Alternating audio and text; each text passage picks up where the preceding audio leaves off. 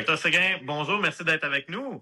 Ben merci, merci à vous de me recevoir, ça me fait plaisir. On va se tutoyer. Samuel, est-ce que tu pourrais juste te présenter puis nous décrire un petit peu ton métier? Ouais, moi donc je suis Samuel Séguin, je suis chirurgien général, j'ai une pratique assez diversifiée.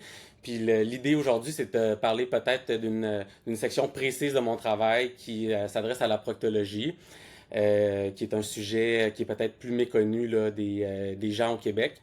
Ben Alors pour ceux justement, peux-tu nous illustrer un petit peu qu'est-ce que c'est la proctologie? Tout à fait. La proctologie, c'est la spécialité médicale ou on pourrait dire la science qui s'intéresse à la santé de la toute dernière partie du tube digestif, donc le rectum, l'anus et la région périnéale. C'est donc une zone qui est très très limitée, mais qui peut causer beaucoup de problèmes dans la qualité de vie des gens. Donc quand on pratique dans une clinique où on fait de la proctologie, on s'intéresse vraiment à ce genre de problématiques-là. Est-ce que vous voulez des exemples peut-être de Ouais, à choses quoi qu'on... ressemble ton quotidien? Ben, je vous dirais que la consultation la plus fréquente, ça va être pour des troubles hémorroïdaires. OK, ça, là, c'est vraiment le grand fléau de la proctologie. Mais on va voir énormément de fissures périanales. On va voir des abcès, des fistules. On va voir des gens aussi qui n'ont pas nécessairement un diagnostic précis, mais qui ont des douleurs dans ce coin-là, puis qui ont besoin d'une investigation. Fait que principalement, là, je vous dirais que les consultations vont ressembler pas mal à ça. À quoi, euh, à quoi ressemble le plus grand défi de quelqu'un qui décide d'en faire une partie de sa pratique? Je vous dirais que le plus grand défi, ça va être probablement au niveau organisationnel. C'est quand même une partie de la pratique qui va nécessiter beaucoup de personnel, qui va nécessiter beaucoup d'équipement. Donc, au niveau logistique, là, si dans un cabinet, on commençait une nouvelle clinique qui s'adresse à la proctologie, ça prend beaucoup de ressources pour débuter par rapport à peut-être une autre clinique où on fait simplement de la consultation. Fait que nous, par exemple, pour 99% des patients qu'on va rencontrer, on va faire une anuscopie.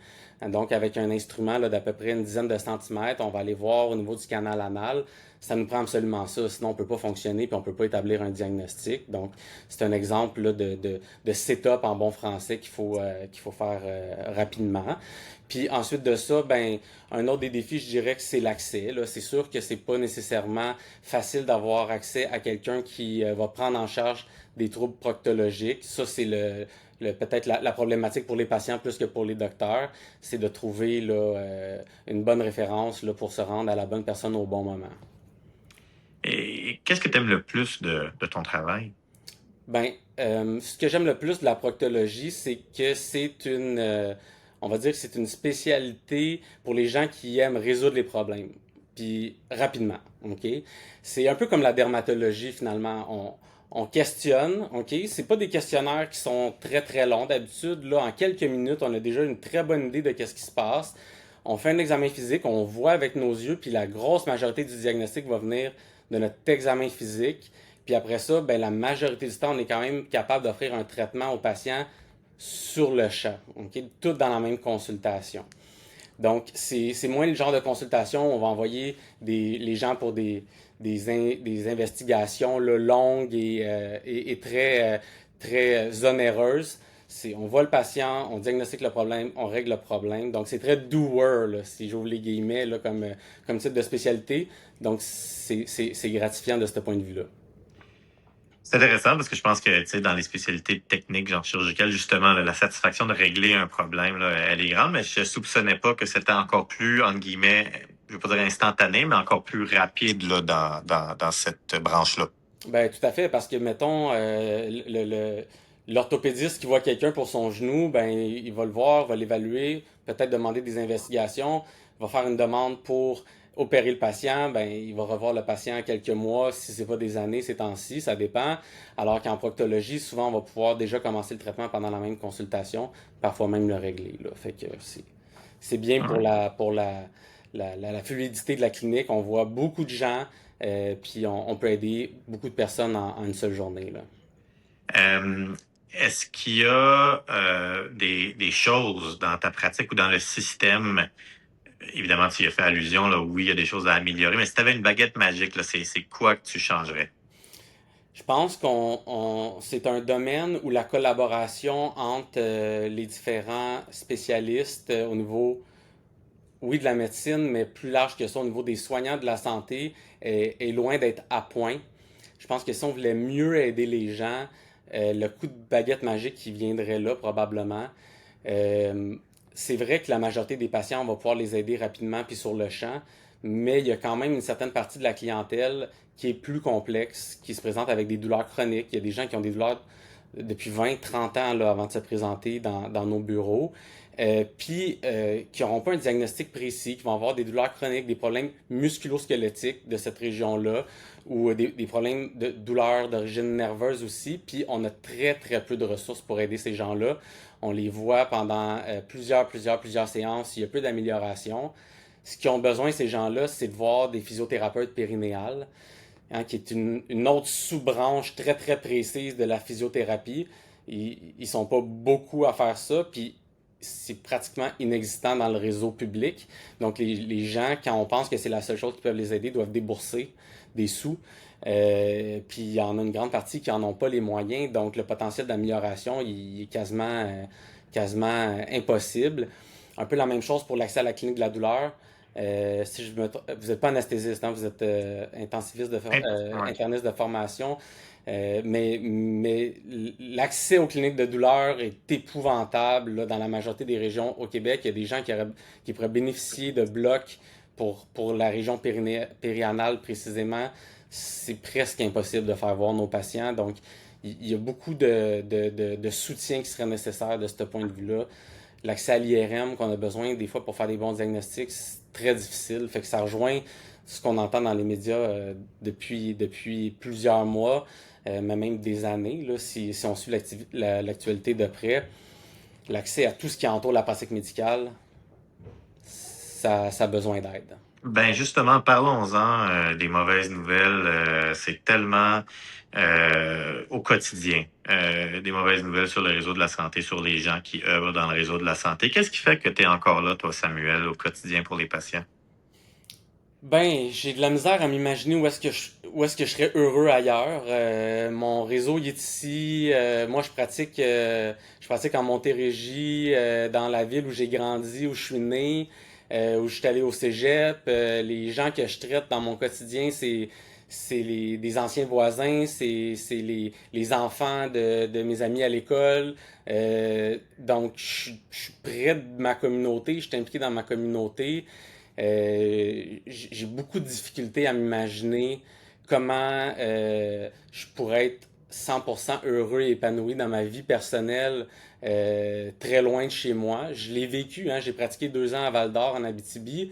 C'est pas un autre pays, mais c'est loin de mon chez nous.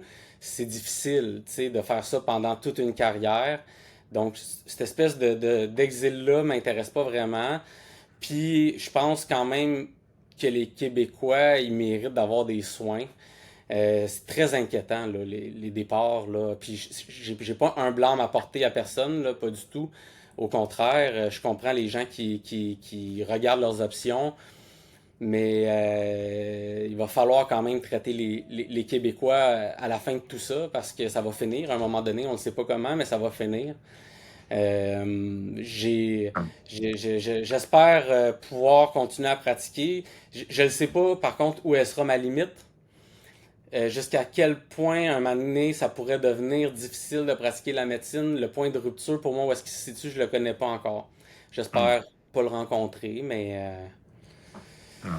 Mais, mais c'est c'est vrai que bon, c'est une jamais. inquiétude. C'est une inquiétude que j'entends de beaucoup de gens. Mais j'ai aussi entendu de toi, puis ça, je pense que c'est quelque chose qu'il faut mettre l'emphase là-dessus, là, toute la satisfaction de tes patients après avoir adressé là, leurs problématiques. Là. Ben, je pense que on est à un point où c'est rendu difficile pour les patients d'apprécier même le soin qu'ils ont reçu pour différentes raisons. Probablement que ça a été un peu le parcours du combattant avant de tomber sur la bonne personne pour régler le problème. Ou encore, il y a eu énormément d'attentes avant de pouvoir rencontrer la personne qui a réglé le problème. Fait que pour les patients, comme pour les traitants, il y a une espèce d'épuisement compassionnel. Ouais. On entend ce mot-là de plus en plus. Il est important, ce mot-là, pour exprimer un peu à quel point les gens sont à bout. Mais il reste de la gratitude dans le réseau de santé. Fait qu'il reste de la gratitude entre nous, entre les soignants. Puis moi, je reçois une tonne d'encouragement des patients en lien avec, oui, avec la loi 2, là, clairement. OK? C'est presque unanime. Moi, je reçois aucun commentaire là, désobligeant de mes patients avec tout ce qu'on entend dans l'actualité. Pourtant, il y en aurait l'occasion, là, avec tout ce qu'on a entendu, la désinformation, le doctor bashing, mais c'est que des messages d'encouragement. Puis au niveau vraiment du service de médecine que j'offre, ben, on en reçoit des merci. Puis c'est quelque chose que j'aime dire à propos de la proctologie. Là. Les gens, ils sont incommodés depuis des années avec leurs troubles hémorroïdaires ou autres. On n'en parle pas trop, c'est pas le sujet préféré au party de Noël non plus. On comprend ça. Les gens, finalement, aboutissent dans le bureau parce que le mononcle ou la ma tante en ont entendu parler, puis sont allés, puis finalement, ça a bien été.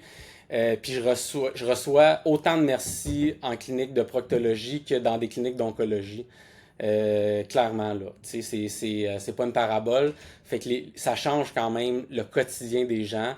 C'est une des autres raisons pourquoi je trouve que c'est un métier qui est gratifiant, là. Ben, honnêtement, j'ai beaucoup appris grâce à toi, docteur Samuel Séguin. Je te laisse le mot de la fin. Est-ce qu'il y a quelque chose qu'on n'a pas discuté que tu aimerais dire à ceux qui nous écoutent?